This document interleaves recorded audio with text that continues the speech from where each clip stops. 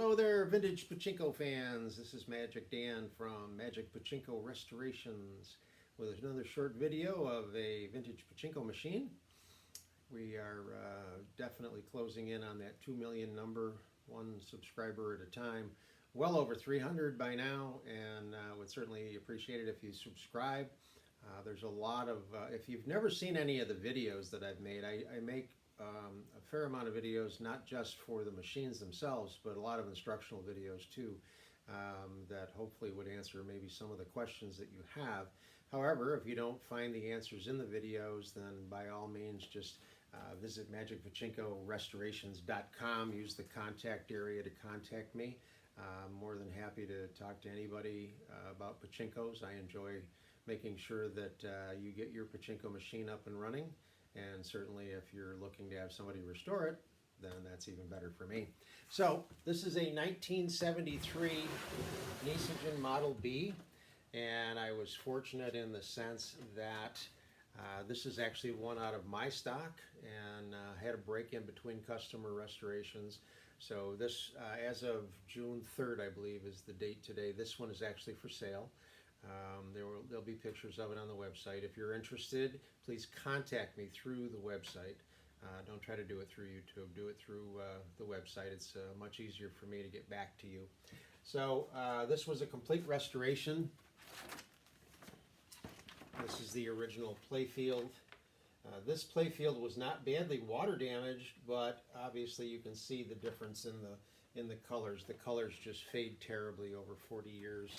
So the playfield is what brings this machine back to, I mean, its original condition is this just makes it.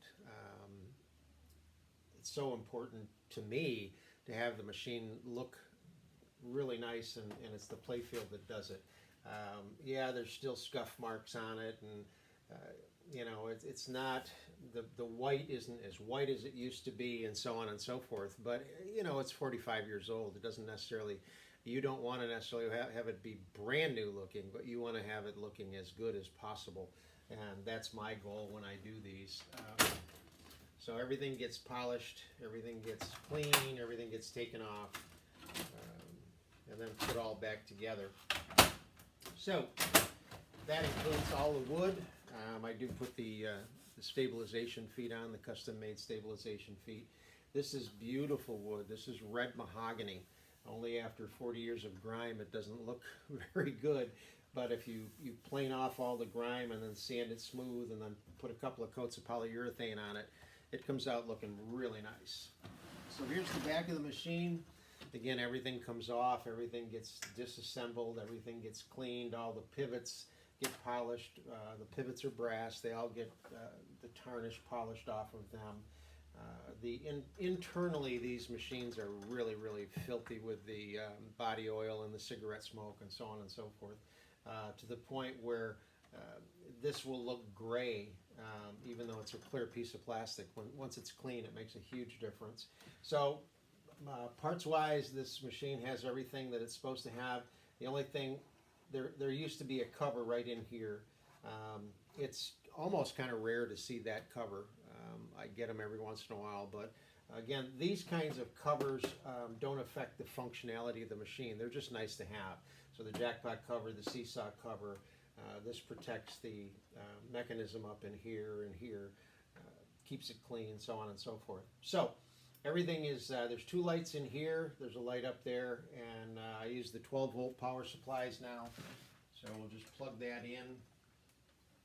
And notice the ball out light comes on. This is very typical of the vintage machines, having a light up in this corner. And usually the attraction on the other side is red, so it'll light up red, signifying that you either need to add more or the machine is simply out of pachinko balls, which is the condition that it's in right now. There's no pachinko balls in here at all. When enough balls are in here, this will push down, lift off of the leaf switch, and the light will go off. But what this also does is it raises a flag that's in the ball handling mechanism and allows balls to go into the launch ramp. Spoke with a customer the other day, and she said the machine just doesn't work. I can launch a couple of balls and then it doesn't work. And my first question, as almost always, is how many pachinko balls do you have? And her response was 30 or 40 or something like that. And I said, well, your machine is just not designed to work with 30 or 40 pachinko balls. These machines can easily handle 700-800 pachinko balls, and as a minimum, I would recommend 300. And you need to keep this full, because when this is full, this pushes down and it raises that gate and allows balls to go onto the launch ramp. When enough balls come out of here, the weight is off, it lifts, and then it'll stop allowing balls to go onto the launch ramp. And if you're not aware of that, then you think something's wrong. So as you win, you need to take some of the balls from your winning tray in the front and bring them back and drop them here. I usually just go right up and over and just drop them right in here. So just as a general rule of thumb, keep this full of pachinko balls. Second thing is you need to make sure that your ball dump latch is latched. I mark them in red with a little arrow. You want to push this to the right, and it latches. And what that does is it allows balls to run all the way through the system into the jackpot chamber. If this is released, then the balls will run and go down this exit chute and out of the machine. So make sure this is all the way over. And then the other important thing is the seesaw. Right now the seesaw is on an angle like this. You need to make sure the seesaw is on an angle like this.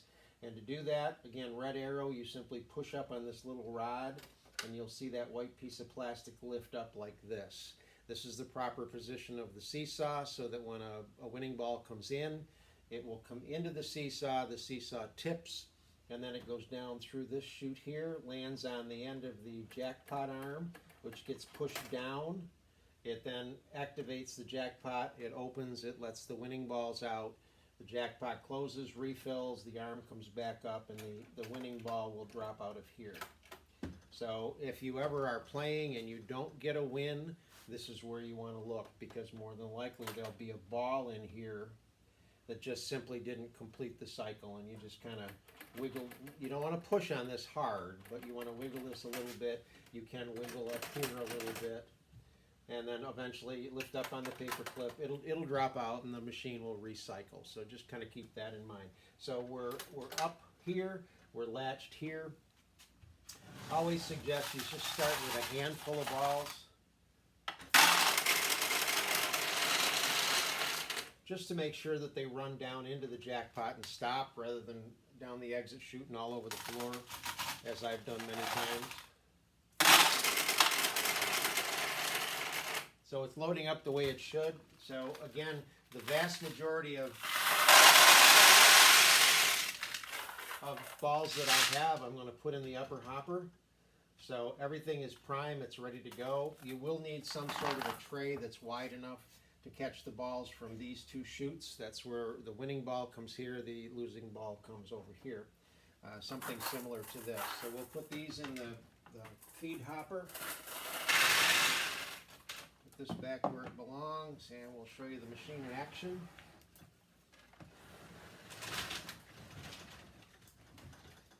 Before I actually launch a ball, I want to show you this center attraction is really kind of cool. This is a zigzag. These are offset. There's 3 of them, so it doesn't take long for the ball to drop through there, but it does do a little wiggle as it goes through.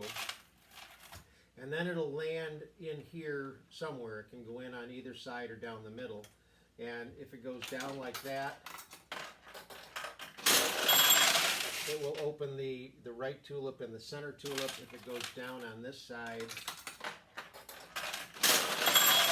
when this is over here, it'll come over and open this tulip.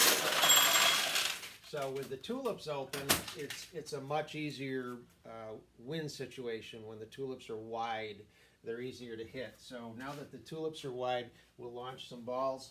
And when you launch a ball, you need to make sure that you go all the way down and then let go to launch a ball. I've talked to a couple of customers. Their kids were just whacking on this, and that's not the way to do it. You need to go all the way down to get a ball onto the launch ramp and then let go. And there's a variety. You can go all the way down and then release a little before you let go, and it'll stay on the left side. or go all the way down and let go. It'll stay on the right side. But ideally, you want the balls to drop down through the middle. That's your best chance at winning. So let's launch some balls.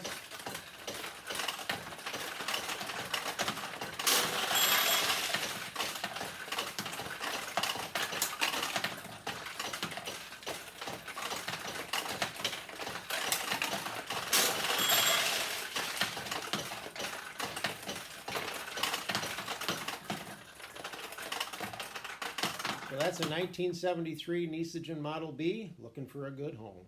Thanks.